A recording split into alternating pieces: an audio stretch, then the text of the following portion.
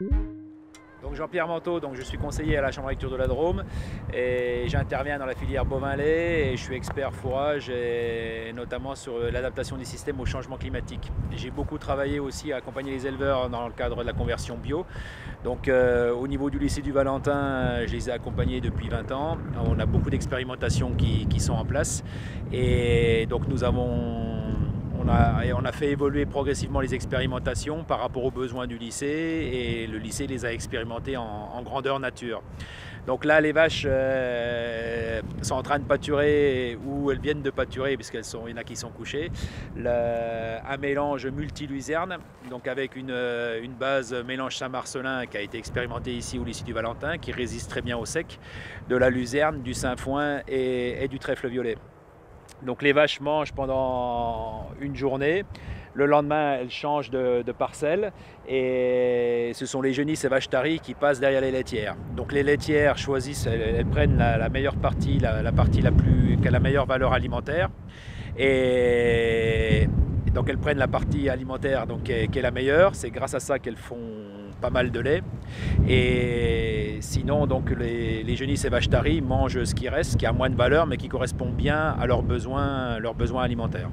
La particularité au niveau du lycée, c'est que la parcelle est irriguée. Donc là, cette parcelle, en l'occurrence, elle a été irriguée 3 fois en 2019.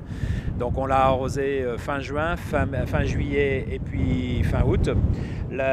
Au niveau de la productivité, donc en moyenne sur les 9 dernières années, on est à 13 tonnes de matière sèche produite et valorisée à la pâture, ce qui est très haut pour un système bio.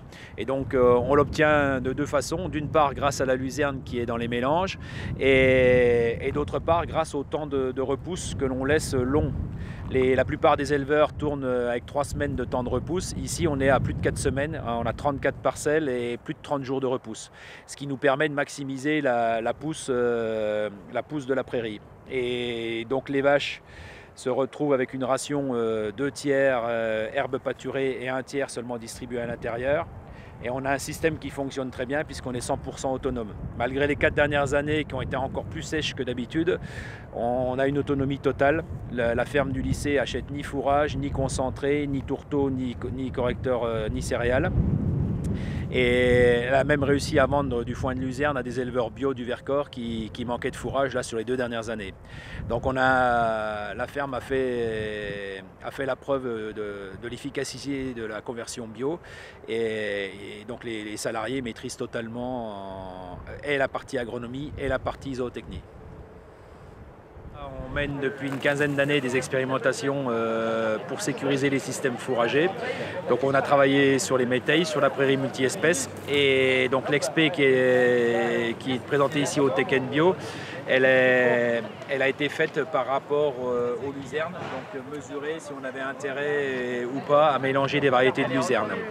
Donc on a travaillé avec 3 semenciers qui nous ont fourni les luzernes qu'ils commercialisent sur le secteur et on a testé des mélanges de luzerne, donc soit des luzernes de dormance différentes en mélangeant de la flamande et de la méditerranéenne.